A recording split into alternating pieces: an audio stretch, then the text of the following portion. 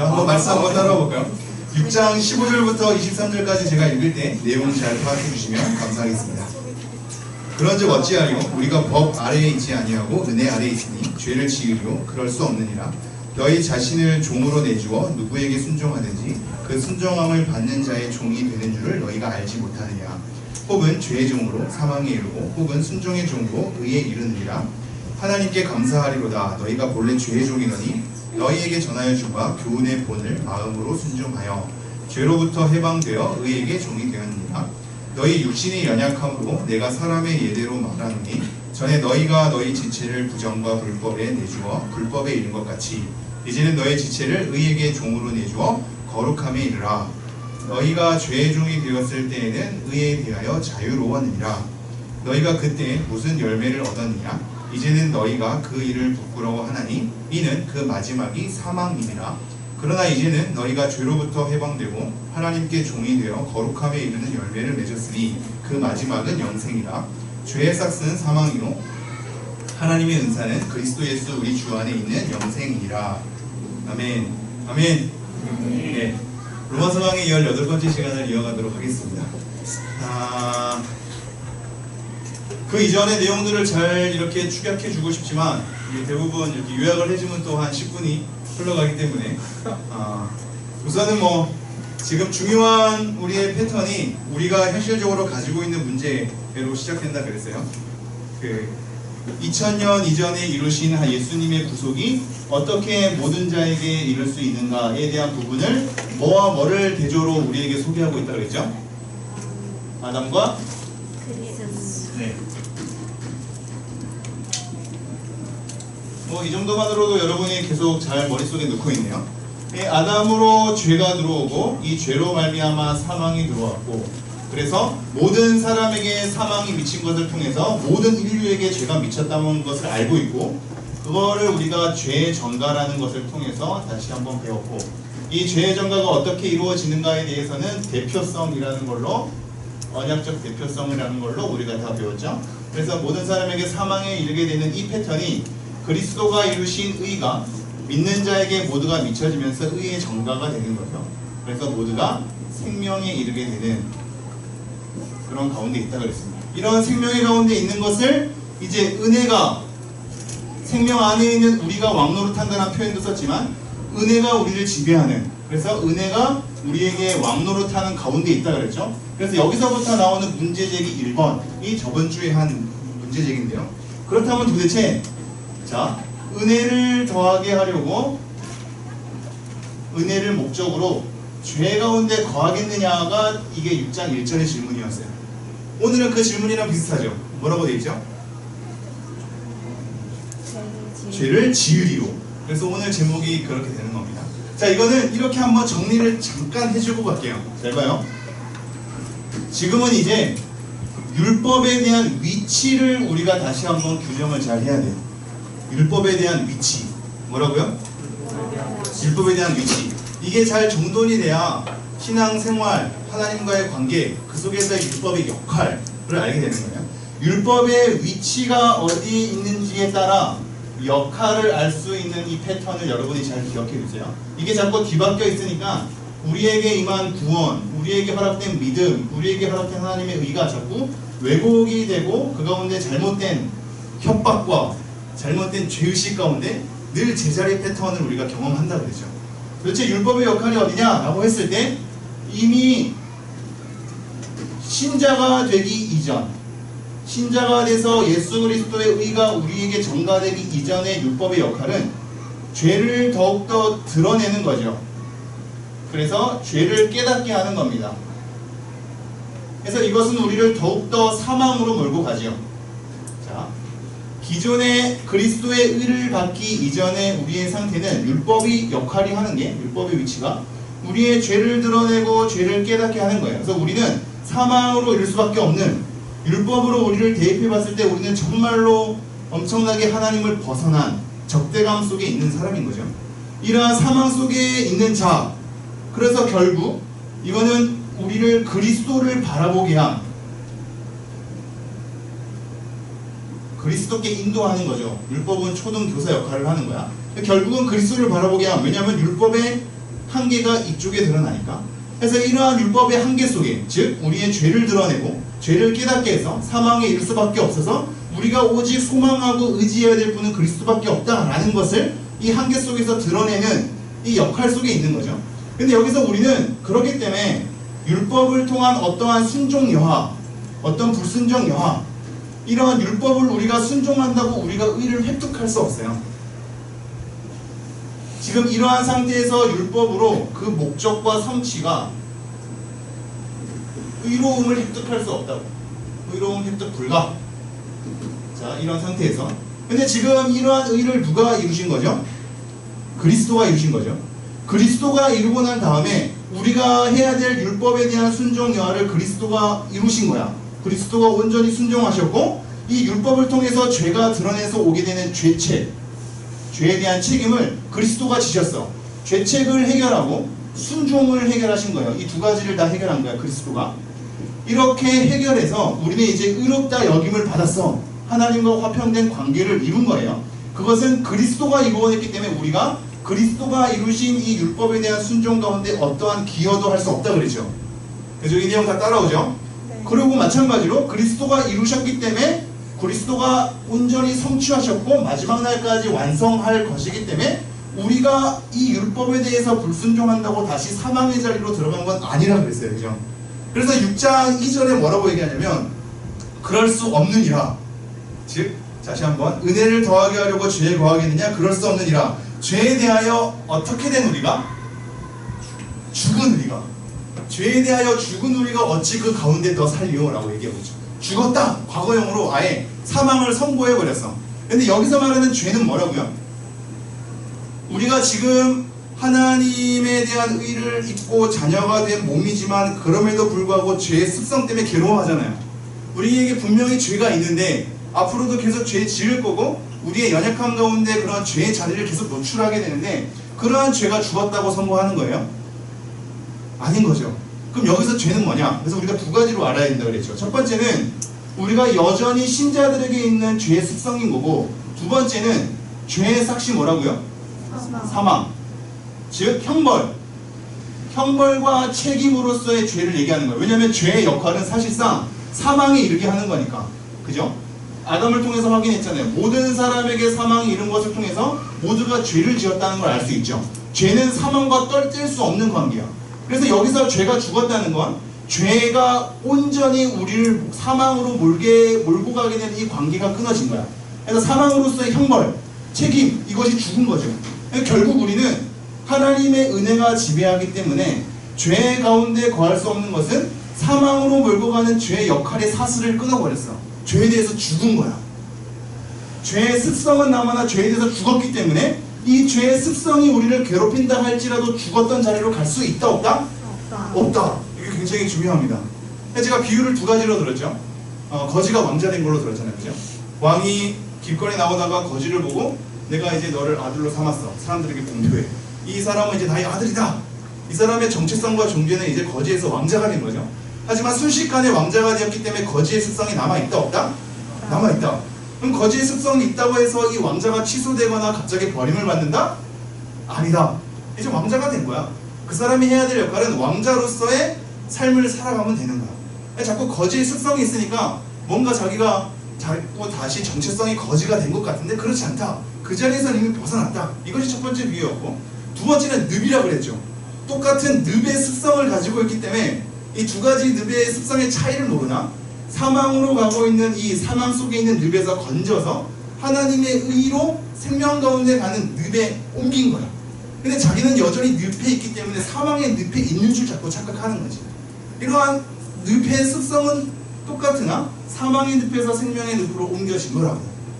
이게 마찬가지야. 죄에 대해서 죽은 우리가 사망으로 몰고 가는 형벌과 책임으로 몰고 가는 죄의 역할의 사슬을 끊어버린 우리가 어찌 그 가운데 다시 갈 수 있겠느냐? 그 가운데 살 수 없다.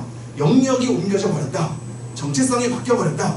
그러므로 너네는 그 정체성답게 그 영역에 살아가는 사람답게 이 습성을 자꾸 바꾸는 책임이 있는 거다. 자, 여기서 율법의 위치가 달라집니다.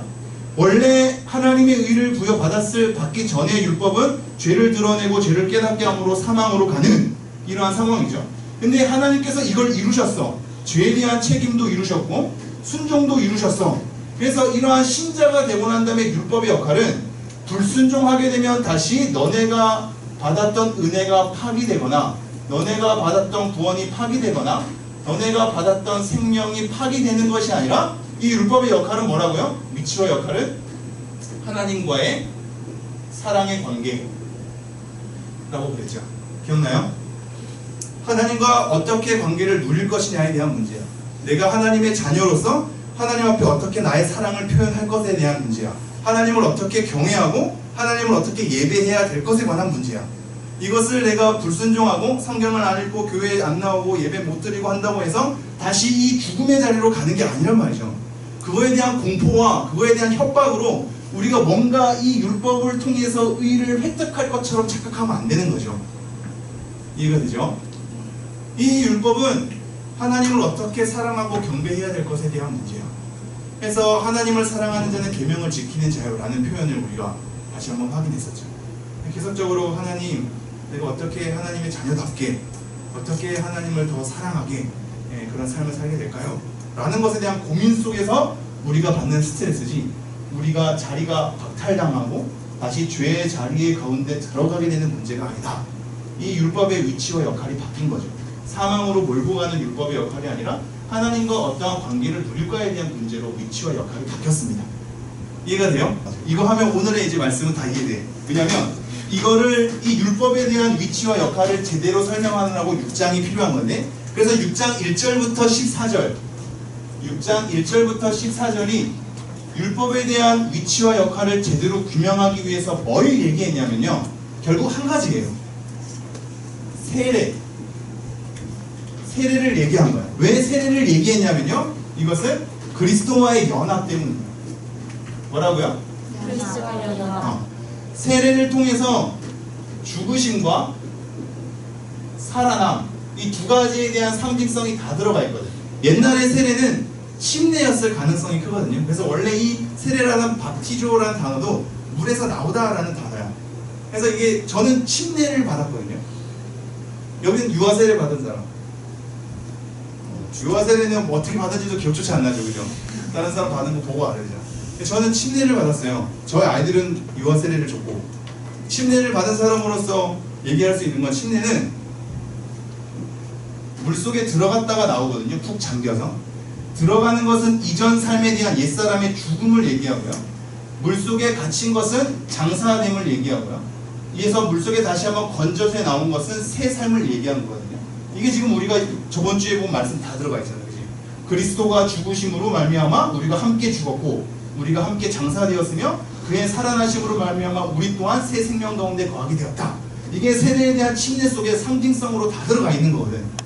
그러므로 사실상 우리가 그리스도와 더불어 죽고 그리스도와 더불어 살아났다라는 것에 대한 이 체험적 인식은 침례가 더 체험적으로는 더 의미가 있어.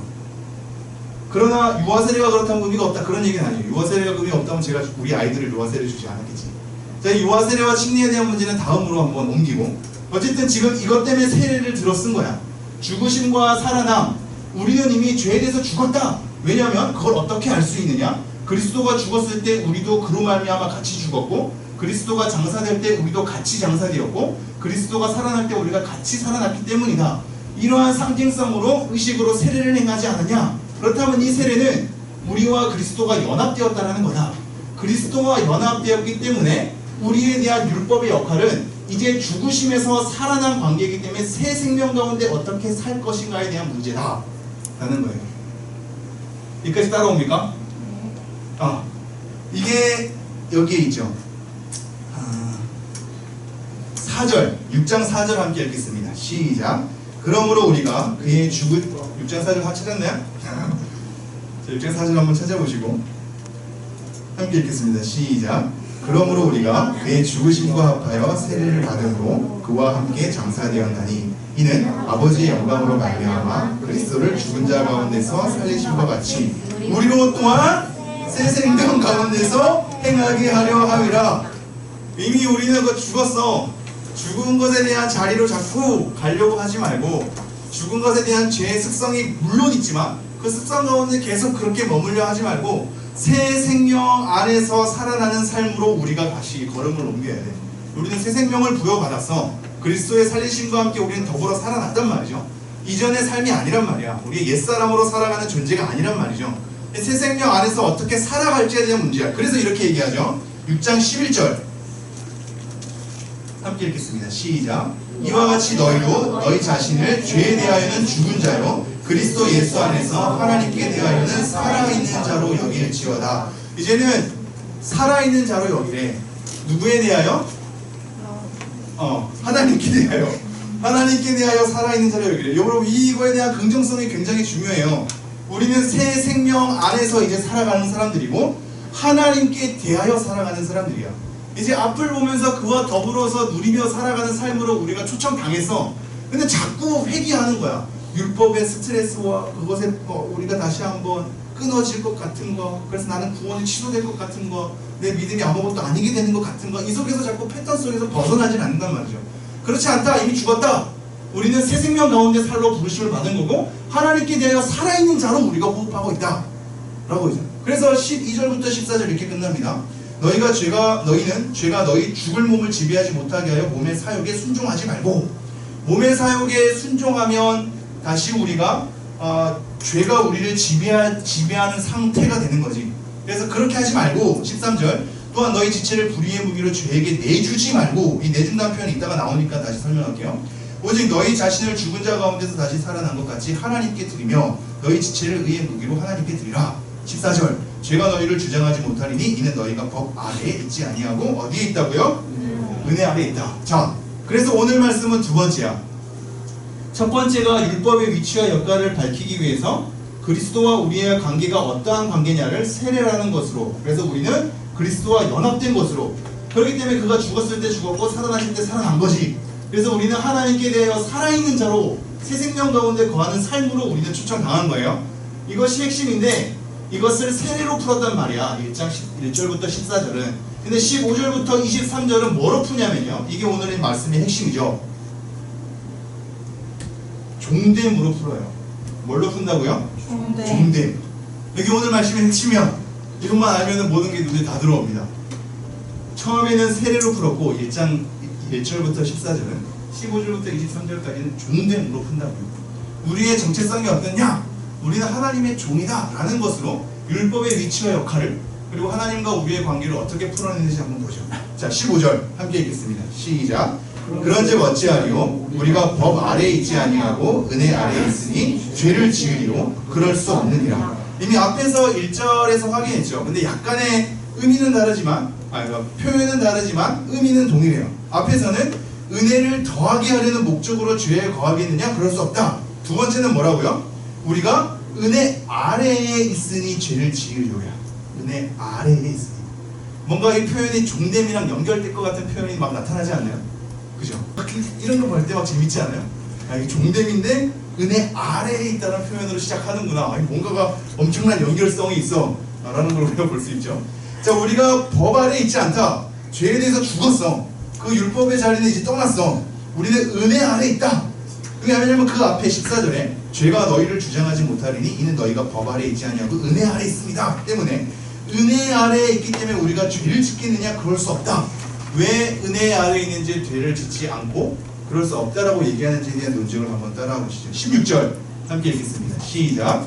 너희 자신의 종으로 내주어 누구에게 순종하는지 그 순종을 받는 자의 종이 되는 줄을 너희가 알지 못하느냐? 혹은 죄의 종으로 사망에 이르고 혹은 순종의 종으로 의에 이르느니라. 네, 다시 한번 이 패턴을 정리를 해주고 있는데요. 잘 봐요. 너희 자신을 종으로 내주어. 이게 13절의 내주어랑 같은 단어죠. 다시 한번 오묘하고 침착한 목소리로 내용을 풀어볼게요. 자, 이 내주다라는 것은 옆에 두다라는 얘기거든. 그냥 그 사람 마음대로 하게끔 두는 거야. 그래서 이거를 바치다라는 표현이랑 또 같이 써요. 바치는 거야. 그래서 하나님께 드린다는 얘기는 하나님께 바치는 거고, 하나님의 마음대로 하해 주도록 내 자신을 옆에 두는 거야. 자, 그렇다면 잘 봐요. 너희 자신을 종으로 내주는 거야. 우리를 종으로서 바치고 종으로서 그가 마음대로 하게끔 옆에 두는 거야. 그래서 누구에게 순종하든지 그 순종함을 받는 자의 종이 된다라고 하고 있어요. 이것을 뭐라고 하고 있죠? 되는 줄을 너희가 알지 못하느냐. 이거 저번 주에 중요해서 안 했어요. 했어요. 엄청 중요했죠. 왜냐하면 우리에 대한 율법에 대한 잘못된 인식 때문에 구원과 믿음과 하나님의 자리가 자꾸 위태로운 것처럼 확인이 된단 말이죠. 인식의 문제고 어떻게 간주하느냐의 문제며 그 사실을 어떻게 기억하느냐의 문제가 굉장히 큰 거야. 우리의 신앙 가운데는 이 믿음이 굉장히 중요합니다. 이 믿음의 요소는 심리적으로 받아들임을 넘어서는 거야. 어떠한 사실에 있어서 계속적으로 숙지하고 인지하고 기억함에 대한 지식적 차원도 있는 거예요. 너희는 알지 못하느냐로 계속 강조를 합니다. 자, 너희 자신을 종으로 내주어 누구에게 순종하든지 그 순종함을 받는 자의 종이 되는 줄을 너희가 알지 못하느냐? 혹은 죄의 종으로 사망에 이르고 혹은 순종의 종으로 의에 이르느니라. 자, 이게 오늘 말씀의 서론격으로 굉장히 우리에게 틀을 제공해주고 있어요. 결국 뭘 얘기하냐면 여러분 잘 봐요. 우리는 두 가지의 종된 삶뿐이야. 두 가지의 종된. 한 가지는 뭐예요? 죄의 종. 한 가지는 뭐예요? 지금 표현으로는 순종의 종. 이 표현을 기억해 두시죠. 순종의 종이라는 표현을 썼거든. 이게 이미 얘기 나왔으니까 눈에 들어오도록 하죠. 지금 여기 본문에서는 이 종에 대한 표현을, 죄에 대한 종에 반대되는 표현을 종 세 가지를 얘기하고 있어요. 첫 번째가 순종의 종, 두 번째가 의의 종, 세 번째가 하나님의 종. 이 같은 개념을 세 가지의 단어로 풀어 쓰고 있단 말이죠. 그것은 하나님의 의, 하나님 자체, 하나님께 순종함이 다 연결되어 있기 때문이야. 믿음, 하나님의 종이 되었다라는 것이, 이런 것이 다 연결되어 있는 것을 우리에게 소개하고 있기 때문이에요. 이걸 먼저 머릿속에 넣고 돌아오죠. 다시 한번 16절. 너희 자신을 종으로 내주어 바쳐서, 그가 마음대로 하도록 옆에 두는 거예요. 그래서 누구에게 순종하든지 그 순종함을 받는 자, 이 순종함을 받는 자가 누구예요? 우리가 바치는 대상이죠. 그죠? 하나님께 바치면 하나님이 우리의 주인이 되고 우리가 하나님의 종이 되는 거고, 죄에게 바치면 죄의 종이 되는 거죠. 그래서 그 순종함을 받는 자의 종이 되는 줄을 너희가 알지 못하느냐? 혹은 죄의 종으로 사망에 이르고 혹은 순종의 종으로 의에 이르느니라. 자, 이것을 뭐라고 얘기하냐면 이 두 가지, 죄의 종과 순종의 종으로 얘기하면서 결국 우리는 사실상 중립이 없다는 걸 얘기해요. 이건 좀 중요한 표현이거든요. 중립이 없고 지금 두 체제를 얘기하는 거예요. 옛 체제와 새 체제를 얘기하는 거예요. 그동안 예수님으로 말미암아 죽었고 살아나서 새 생명 가운데 하나님에 대하여 살아있는 자로 사는 것처럼 우리는 이제 두 체제 속에, 옛 체제를 버리고 새 체제 속에 있는 거예요. 중립은 없어. 죄의 종의 자리에서 의의 종의 자리로, 순종의 종의 자리로, 하나님의 종의 자리로 옮긴 거야. 옛 체제를 버리고 새로운 체제로 간 거야. 그러니까 우리에 대한 삶의 방식은 옛 삶의 방식이 아니라 새 삶의 방식이 되어야 하는 거죠. 이것이 하나님 나라 운동으로 우리가 수련할 때 확인했던 거예요. 하나님 나라에 대한 삶의 방식을 우리가 취해야 되는 거죠. 근데 자꾸 옛 방식으로 사니까 우리가 자리, 영역을 옮겼음에도 불구하고 아무것도 아닌 죄의 습성 가운데 휘둘리고 있으니 우리의 믿음이 생명력이 없어서 계속 떨어져 나가는 자책감과 죄책감 가운데 있게 되죠. 우리는 새 삶의 방식을 취하면 되는 거야. 그럼 우리에 대한 정체성이 더 확고해지고 우리가 믿는 믿음에 대한 내용이 더 풍부해지며 우리가 도대체 누구의 종으로 살아가는지에 대한 모습이 확연해지는 거죠. 자, 우리는 중립은 없습니다. 하나님의 종이 아니면 죄의 종이야. 중립은 없어요. 새 체제에 들어와 있지 않으면 옛 체제야.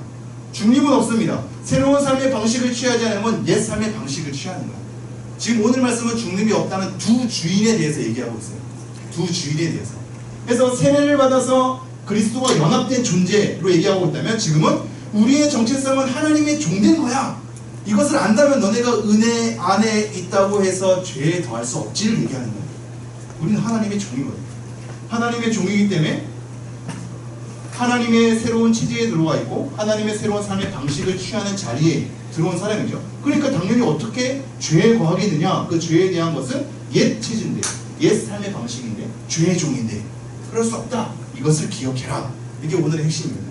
자, 다시 한번 16절.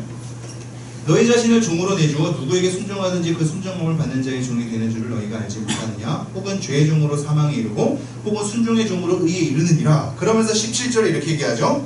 하나님께 뭐라고요? 감사하리로다. 이 감사하는 것에 대한 것을 네 가지로 가지고 있어요.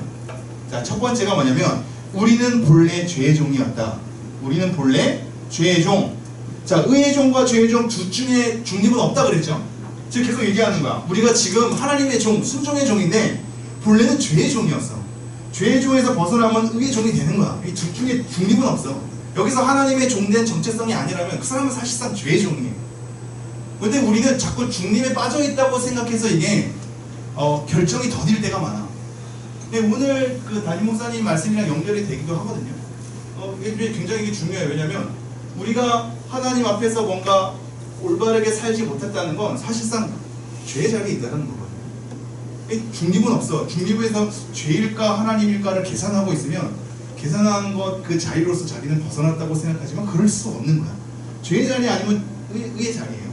본래 죄의 종이었다. 두 번째, 어떤 걸 감사하냐면 지금 패턴을 죄의 종이었다. 두 번째가 너희에게 전하여 준 바 교훈의 본을 마음으로 순종하였다. 자, 교훈을 마음으로 어떻게 했다고요? 순종했다고요. 자, 순종의 종이라고 아까 표현했었죠. 순종이라는 단어 기억해봐요. 자, 세 번째는 뭐냐면 죄로부터 해방되었다. 죄로부터 해방됨. 네 번째가 뭐죠? 의에게 종이 됨. 자, 오늘도 필기가 지저분하긴 하지만 다시 한번 마음을 새롭게 하면서 자, 이 네 가지로 감사의 내용에 대한 논리를 서술하고 있어요. 우리는 원래 죄의 종이었는데 그 교훈을 통하여서 마음의 순종함으로 이제 그 죄에 대해서 해방이 되었고 결국 우리는 의에게 종이 되었다. 그럼 이제 처음 것과 마지막 것만 한다면 본래 죄의 종이었으나 이제는 의의 종이 되었다. 눈에 들어오죠. 그리고 이 내용은 뭐라고요? 교훈으로 얘기하고 있어요. 이게 재밌지 않아요? 교훈으로 수경이 내가 이렇게 얘기하다가 재밌다라는 표현 많이 쓰는데 여러분은 전혀 재미가 없는데 그죠? 늘 재밌어하죠. 엄청 재밌지 않아요? 자, 내용을 교훈으로 두고 있거든요. 이게 뭐라고 했냐면 너희에게 전하여 준 바 교훈의 본을 마음으로 순종하여 라고 얘기하고 있어요. 너희에게 전하여 준 바 교훈의 본을 마음으로 순종하여. 그냥 그리스도께 순종하여 라고 하면 될 문제를 교훈이란 표현으로 굳이 썼단 말이죠. 가르침에 대한 내용이거든. 이것은 우리에게 뭘 얘기해주고 있냐면 하나님을 믿는다는 건 뭐냐? 하나님께 순종한다는 건 뭐냐? 하나님의 종이 되었다는 건 뭐냐? 너가 하나님을 믿는다고? 그럼 믿는다는 건 뭐냐?에 대한 내용이 필요하잖아. 우리가 하나님을 믿는다는 건 하나님에 대한 가르침을 받아들인다는 거거든요. 하나님께 순종한다는 건 하나님께서 하나님에 대한 가르침에 대해서 순종한다는 거거든요. 그래서 교훈을 받은 바라고 해요. 그 사람이 두리뭉실하게 하나님에 대한 존재를 막연하게 나는 하나님을 믿어가 아니라 하나님을 믿는다는 것, 하나님을 받아들였다는 것, 하나님께 순종했다라는 건 하나님의 존재와 더불어 그 존재를 설명하는 그 가르침에 대해서 받아들이고 이해하고 내가 순종했다라는 거예요.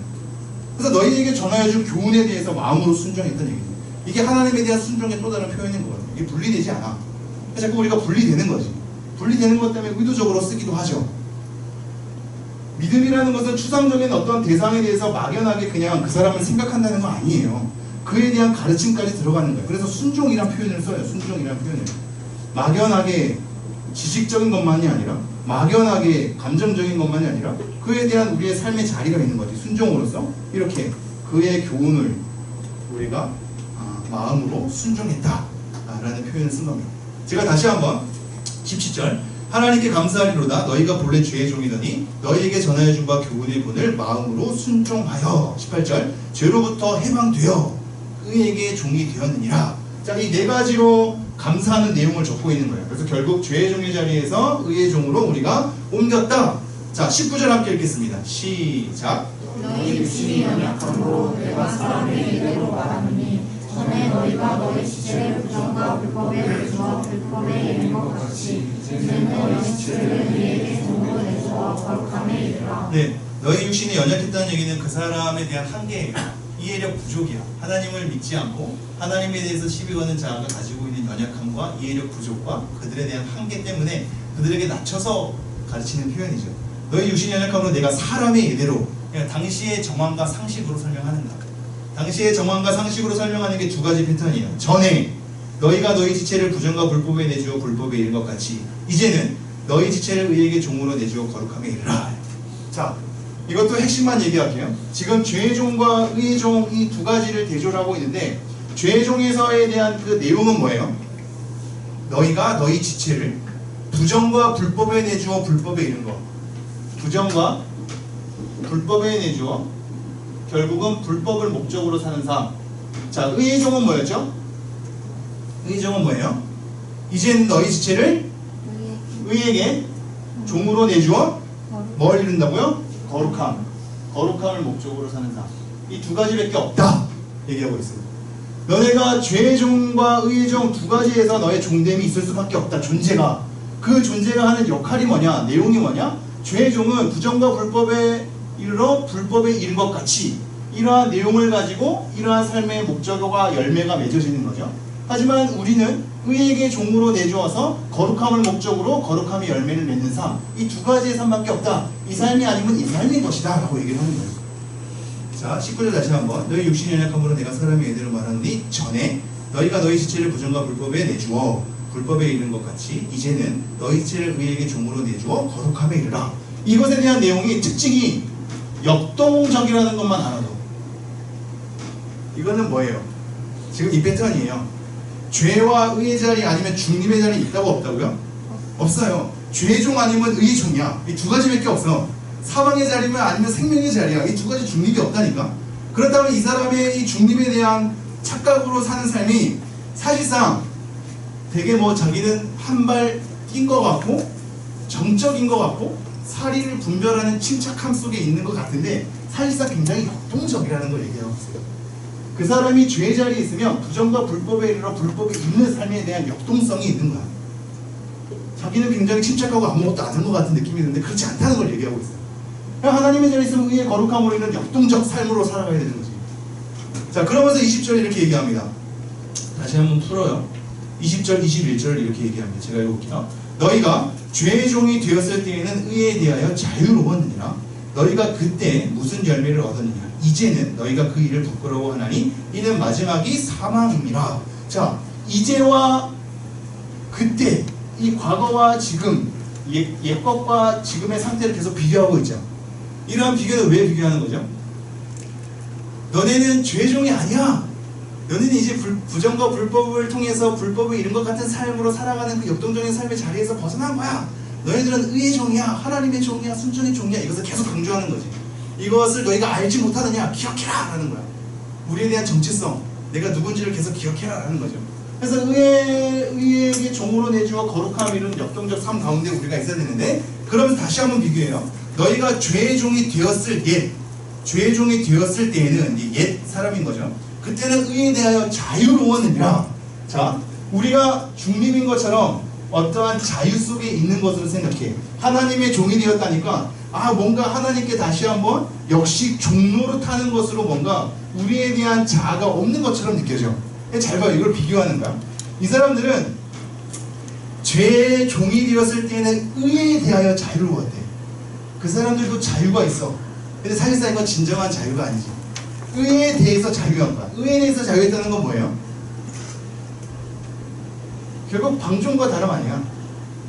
우리가 그래서 앞에서 로마서에서 봤죠. 하나님께서 내버려 두심 가운데 내버려 두심의 그 진노의 그 결과가 뭐였죠? 그 사람들이 자발적으로 더 많은 죄를 지게 됨이었죠.